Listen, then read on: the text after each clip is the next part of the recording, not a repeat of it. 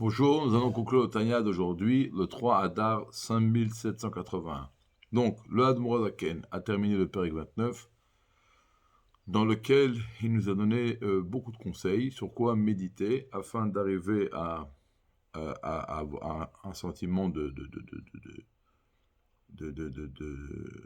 Shiflut Atzmo, de sentir qu'on est moins que rien, pour venir briser la grossièreté de la clipa, de la force du mal, afin de déboucher le cœur. Maintenant, l'Admoraken, il continue dans ce sens, mais là, il va nous donner des idées sur lesquelles il faut réflexionner.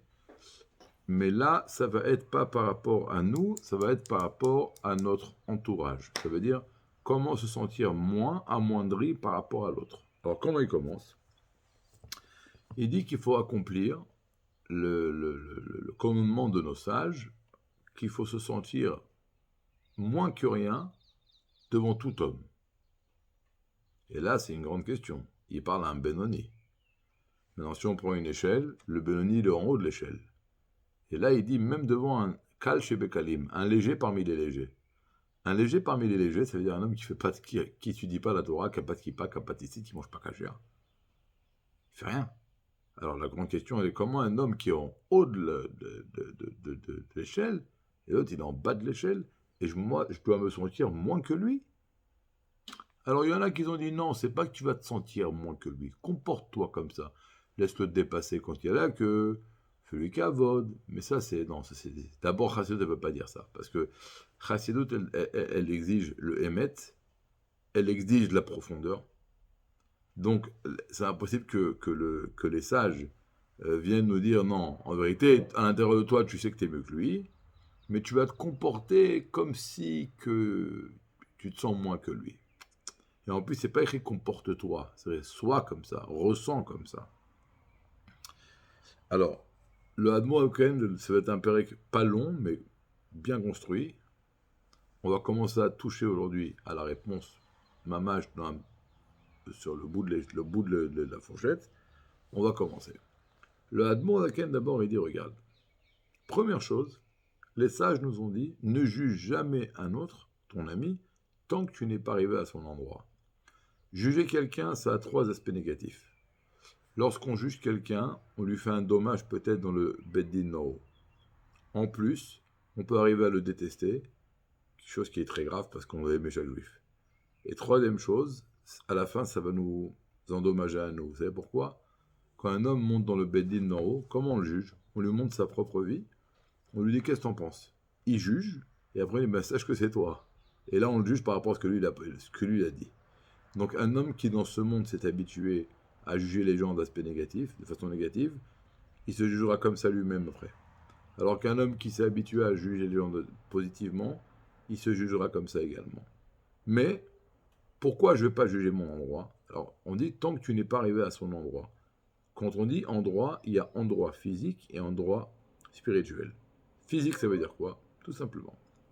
Il te dit, regarde, si maintenant il y a un juif, toute la journée il travaille au canyon, il travaille dans... Peu importe où il habite, toute la journée il est avec des gens, des gens qui tournent autour de lui, il n'y a pas de sniout, et puis les tavot, toutes les choses qui viennent réveiller les tzaras. Et toi, t'es où? T'as un moré au cheder, ou t'as un vrai chocolel, ou je sais pas, tu travailles dans un bureau tranquille, tu vois pas tout est à vote. Hein? T'as pas tout ça qui est en train de te réveiller, ton etc. Mais aujourd'hui, malheureusement, avec l'ordinateur, on peut arriver partout, mais bon, on comprend que c'est pas pareil. Quand on voit, c'est pas pareil. Alors, d'abord, t'es pas dans un endroit spirituel, matériel. Tu sais, toi, comment tu serais comporté si tu étais dans le même endroit que lui. Et en plus, t'es pas dans un endroit spirituel. Nagui, tu serais dans un endroit comme ça. Mais peut-être t'as pas bien Yetzirah. Peut-être toi, ton Yetzirah est très calme. Il est un peu réservé.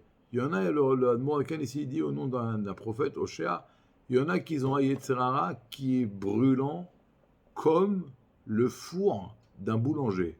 À 7000 degrés, 24 heures sur 24, ça boue.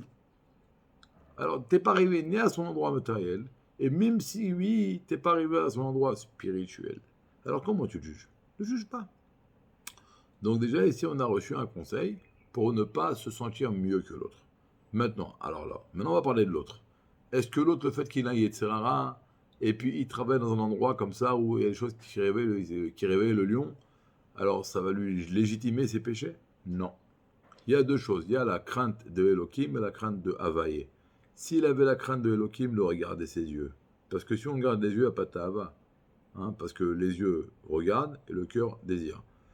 Et s'il avait la crainte de Havaïe, même s'il est tombé, il a vu, quand le cœur commence à brûler, il aurait fait un travail pour le calmer. Il aurait fait une douche froide. Donc pourquoi il a regardé? Parce qu'il n'a pas la crainte de Elohim. Et pourquoi même quand il a regardé, le cœur est bout, il ne va pas se calmer? Parce qu'il n'a pas la crainte de Havaïe. Et donc il n'a aucune circonstance atténuante pour venir justifier ses péchés. Oh, il n'avait pas le droit. Il fallait qu'il se retienne. Dieu ne vient pas en surprise avec ses créatures. Et comme on l'a dit une fois, que c'est par rapport à la capacité du chameau qu'on va lui mettre un poids sur son dos. Donc si Dieu lui donne des épreuves, c'est qu'il peut les surmonter. Donc il ne pourra jamais légitimer ses péchés. Donc ça, on en est d'accord. Moi, je ne le juge pas, mais lui, il sait où il doit savoir où il en est. Et maintenant, là, le rabbi va commencer sa thèse. Il dit, t'as raison, rien ne légitime son mauvais comportement. Mais t'es bien conscient que pour se retenir, il fallait qu'il fasse une guerre avec lui-même, un effort extraordinaire, qui est semblable à une épreuve de donner sa vie. Ça, on en est bien conscient. C'est très, très, très dur pour un homme qui vit dans le monde matériel de garder ses yeux, sa bouche, ses oreilles. C'est très, très dur. Et donc, qu'est-ce qu'on demande à un juif? De faire cet effort. Alors là, je suis conscient. Ok, il doit faire cet effort. Mais maintenant, quand moi, je regarde ce juif, et je vois que dans l'échelle de Torah et Mitzvot, il est en bas. Pas de Torah, il n'y a pas de Mitzvot. La raison, elle est pourquoi? Parce qu'il n'a pas fait l'effort. Il ne s'est pas fatigué. Il ne s'est pas investi. S'il se serait bagarré, s'il aurait fait des efforts, s'il aurait fait un travail, il ne serait pas comme ça. Ok. Mais maintenant, là, il dit, ok, toi, pose-toi une question à toi. Toi, tu fais des efforts dans tes domaines à toi. Tu peux dire qu'il va commencer doucement. Aujourd'hui, il commence avec la première étape. Et il dit, ok, toi, tu es un juif religieux, super. Tu vas le shacharit à la prière, mincha et arvit. Ouais. Mais quand tu pries, tu t'es vu prier? Tu prends le sidour, il y a une histoire avec l'ours qui prie. Des fois, au milieu de la prière, tu fais un petit WhatsApp, un petit mail, tu fais Alors, tu t'es vu prier, toi? Alors, la question, elle est, ok, lui, il se fatigue pas. Et quand il se fatigue pas, il regarde ce qu'il ne faut pas regarder, il fait des péchés. Mais toi, dans tes choses positives, tu te fatigues. Est-ce que tu peux dire que tu as prié en donnant toute ton âme? Est-ce que tous les matins, avant la prière, tu te tapes avec ton Yetzara, avec ton corps, pour l'empêcher de t'empêcher de prier? Est-ce que tu fais un effort avec ton âme quand tu commences à méditer sur la divinité Bichlal, si tu le fais?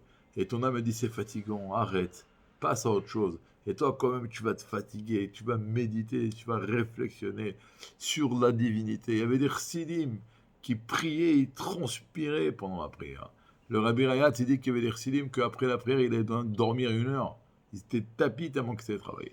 Alors, ok, on n'est pas comme ça. Mais il est très fort pour la prière. Est-ce qu'une fois, on a pris un sidour et depuis Odou jusqu'à Allénou, on n'a regardé que dans le sidour. On n'a parlé à personne, on n'a pas fait les pistes, on n'a pas pris notre portable. Alors, nous aussi, on ne se fatigue pas. L'autre, il ne se fatigue pas. Et comme il ne se fatigue pas, il ne fait pas Shabbat. Et moi, comme je ne me fatigue pas, je prie comme un ours. Donc déjà, on arrive peut-être à une conclusion que je ne suis pas mieux que lui. En plus, peut-être, il ne se fatigue pas, je ne me fatigue pas. Parce que ça, c'est la clé. Nous, on juge les gens. On a une échelle. Quels sont les totsaot, les conséquences? C'est-à-dire, quels sont les résultats? Nous, on juge les gens par rapport aux résultats. Mais Dieu ne nous juge pas par rapport aux résultats. Il a une autre façon de juger. Aussi les résultats, mais il a une autre façon de juger. Dieu il juge aussi par rapport à la fatigue, à l'investissement. Combien tu as investi? Vous savez, quand on finit une macérette dans la Gemara, on dit, eux ils se fatiguent et nous on se fatigue. Eux ils se fatiguent, ils n'ont pas de récompense, et nous on se fatigue, on a une récompense. Mais c'est pas vrai. Eux quand ils se fatiguent, ils ouvrent le magasin, et ils font des business, ils n'ont pas de récompense, il y a l'argent à la fin. Non. Un homme qui va travailler dans une boîte, il va faire tous les efforts du monde.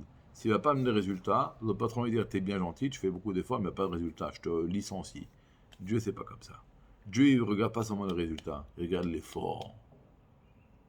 Et là, Dieu a une question. Tu as fait un effort dans ta prière? Peut-être que non.